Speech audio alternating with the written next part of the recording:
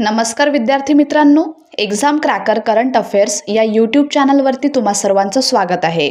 आज आपण बघणार आहोत 19 डिसेंबर 2025 चे चालू घडामोडीतले टॉप 10 महत्त्वाचे प्रश्न जे सर्व प्रकारच्या स्पर्धात्मक परीक्षांसाठी तुम्हाला उपयुक्त ठरतील। चला तर मग व्हिडिओला सुरुवात करूया। व्हिडिओच्या सुरुवातीला बघूया काल विचारलेला खास प्रश्न आणि तो प्रश्न आहे होम बाउंड या चित्रपटाला कोणत्या प्रतिष्ठित आंतरराष्ट्रीय पुरस्कारासाठी शॉर्टलिस्ट करण्यात आले आहे। तर या प्रश्नाचं योग्य उत्तर आहे पर्याय क्रमांक सी म्हणजेच ऑस्कर 2026। आंतरराष्ट्रीय फीचर फिल्म विभागात प्रत्येक देशाकडून केवळ एक अधिकृत प्रवेश मंजूर असतो। ऑस्कर 2026 साठी 86 देशांमधील चित्रपट या विभागात पात्र होते। शॉर्टलिस्टमध्ये निवडलेल्या फक्त 15 चित्रपटांनाच अंतिम नामांकन मतदान फेरीसाठी पुढे जावे लागते। सर्व अकादमी सदस्य जे मतदान प्रक्रियेत सहभागी होतात त्यांना शॉर्टलिस्टमध्ये निवडलेल्या सर्व चित्रपट पाहणे आवश्यक असते। आता सुरुवात करूया आपल्याच्या टॉप 10 महत्त्वाच्या प्रश्नांना। एकूण 10 प्रश्न आजच्या व्हिडिओमध्ये आपण बघणार आहोत आणि त्या 10 प्रश्नांपैकी आजचा आपला पहिला प्रश्न आहे सुजल ग्राम संवाद या उपक्रमाच्या दुसऱ्या आवृत्तीचे आयोजन कुठे होणार आहे। याचं योग्य उत्तर आहे पर्याय क्रमांक सी नवी दिल्ली। जलशक्ती मंत्रालय नवी दिल्ली येथे सुजल ग्राम संवाद या उपक्रमाच्या दुसऱ्या आवृत्तीचे आयोजन करणार आहे। केंद्र सरकार आणि ग्रामीण समुदाय यांच्यात संवाद साधण्यासाठी हा उपक्रम बहुभाषिक मंच म्हणून राबवण्यात येणार आहे। या उपक्रमाअंतर्गत आसाम, महाराष्ट्र, झारखंड, सिक्कीम, गुजरात, कर्नाटक, जम्मू काश्मीर आणि उत्तराखंड या 8 राज्यांवर विशेष भर देण्यात आला आहे। पिण्याचे पाणी व स्वच्छता मिशन अंतर्गत ग्रामीण स्तरावर प्रभावी संवाद सुनिश्चित करण्यासाठी अधिकाऱ्यांचे नियोजन व मॅपिंग करण्यात आले आहे। पुढला प्रश्न आहे जम्मू काश्मीरमधील पहिले जेन झी पोस्ट ऑफिस कुठे सुरू करण्यात आले आहे। दुसऱ्या प्रश्नाचं योग्य उत्तर आहे पर्याय क्रमांक सी एम्स विजयपूर।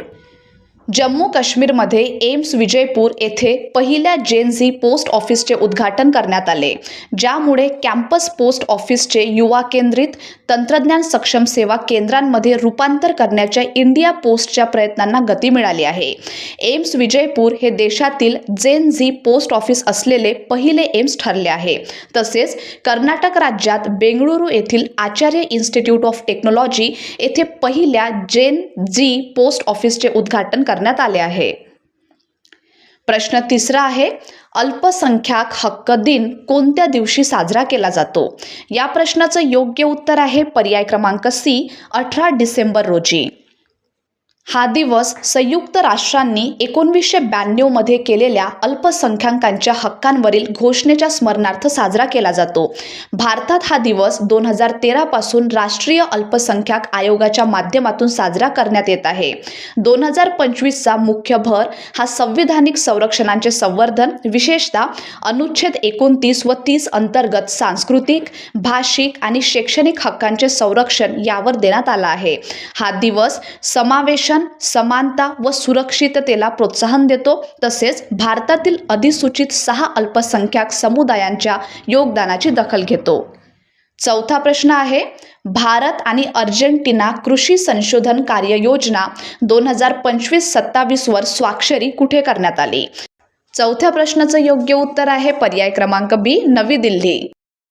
भारत आणि अर्जेंटिना यांनी नवी दिल्ली येथे 2025-27 कालावधीसाठी कृषी संशोधन व तंत्रज्ञान देवाणघेवाण बळकट करण्याच्या उद्देशाने कार्ययोजनेवर स्वाक्षरी केली आहे। ही सहकार्य प्रक्रिया भारतीय कृषी संशोधन परिषद म्हणजेच ICAR आणि अर्जेंटिनाची national institute of agricultural technology INTA यांच्या माध्यमातून राबवण्यात येणार आहे। या सहकार्याअंतर्गत शाश्वत कृषी पद्धती, नैसर्गिक संसाधन व्यवस्थापन, शून्य नांगरणी, यांत्रिकीकरण, सूक्ष्म सिंचन, फर्टिगेशन तसेच जर्म प्लाझमची देवाणघेवाण या क्षेत्रांचा समावेश आहे। प्रश्न 5वा आहे travel plus leisure India best awards 2025 मध्ये कोणत्या विमानतळाला जगातील सर्वोत्तम विमानतळाचा मान मिळाला। या प्रश्नाचं बरोबर उत्तर आहे पर्याय क्रमांक सी सिंगापूर चांगी विमानतळ। Travel plus leisure India best awards 2025मध्ये सिंगापूर चांगी विमानतळाने अव्वल स्थान पटकावले असून एकूण प्रवास अनुभव, आरामदायी सुविधा आणि प्रवाशांसाठी उपलब्ध सेवा या निकषांवर तो जागतिक स्तरावर सर्वोच्च ठरला आहे. हा मानांकन वाचकांच्या मतदानाच्या आधारे देण्यात आला आहे. प्रश्न 6वा, भारताचे पहिले वन विद्यापीठ कुठे उभारले जाणार आहे? 6व्या प्रश्नाचं योग्य उत्तर आहे पर्याय क्रमांक बी, गोरखपूर. भारताचे पहिले वन विद्यापीठ उत्तर प्रदेशातील गोरखपूर येथे स्थापन करण्यात येणार आहे. हे विद्यापीठ जटायू संरक्षण केंद्राजवळील 125 एकर क्षेत्रात उभारण्यात येणार आहे. या प्रकल्पासाठी उत्तर प्रदेश सरकारच्या 2024च्या अर्थसंकल्पात 50 कोटी रुपयांची तरतूद करण्यात आली आहे. या वन विद्यापीठामध्ये वनशास्त्र, वन्यजीव आणि पर्यावरण विज्ञान या विषयांवर विशेष भर देण्यात येणार आहे. प्रश्न 7वा, कोणत्या देशाने पंतप्रधान नरेंद्र मोदी यांना सर्वोच्च नागरी सन्मान प्रदान केला आहे? 7व्या प्रश्नाचं योग्य उत्तर आहे पर्याय क्रमांक सी, ओमान. हा सन्मान भारत आणि ओमान द्विपक्षीय संबंध दृढ करण्यात पंतप्रधान नरेंद्र मोदी यांच्या योगदानाची दखल म्हणून देण्यात आला आहे. या पुरस्कारामुळे आंतरराष्ट्रीय स्तरावर पंतप्रधान मोदींना मिळालेल्या परदेशी सर्वोच्च नागरी सन्मानांच्या यादीत आणखी एक मानाचा पुरस्कार समाविष्ट झाला आहे. 8वा प्रश्न आहे, प्रादेशिक ग्रामीण बँकांसाठी #1RRB वन लोगो उपक्रम कोणी सुरू केला आहे? 8व्या प्रश्नाचं बरोबर उत्तर आहे पर्याय क्रमांक बी, नाबार्ड आणि भारत सरकार. नाबार्ड आणि भारत सरकार यांनी #1RRB वन लोगो या उपक्रमाअंतर्गत देशातील सर्व 28 प्रादेशिक ग्रामीण बँकांना एक समान व एकत्रित ब्रँड ओळख देण्यासाठी नवीन लोगो सादर केला आहे. हा उपक्रम वन स्टेट वन RRB या सुधारणेनंतर राबवण्यात आला असून त्या अंतर्गत 11 राज्ये किंवा केंद्रशासित प्रदेशातील 26 प्रादेशिक ग्रामीण बँकांचे एकत्रीकरण करण्यात आले आहे. या सुधारणेमुळे ग्रामीण बँकिंगमधील कार्यक्षमता आणि सेवा अधिक बळकट करण्याचा उद्देश आहे. नवीन लोगो प्रगती, संवर्धन आणि प्रबोधनाचे प्रतीक असून ग्रामीण भारतातील विश्वास, विकास आणि सक्षमीकरणात RRBची भूमिका अधोरेखित करते. 9वा प्रश्न आहे, स्टॅच्यू ऑफ युनिटी या भव्य स्मारकाचे शिल्पकार राम वनजी सुतार यांचे निधन कोणत्या वयात झाले? 9व्या प्रश्नाचं बरोबर उत्तर आहे पर्याय क्रमांक डी, 100व्या वर्षी.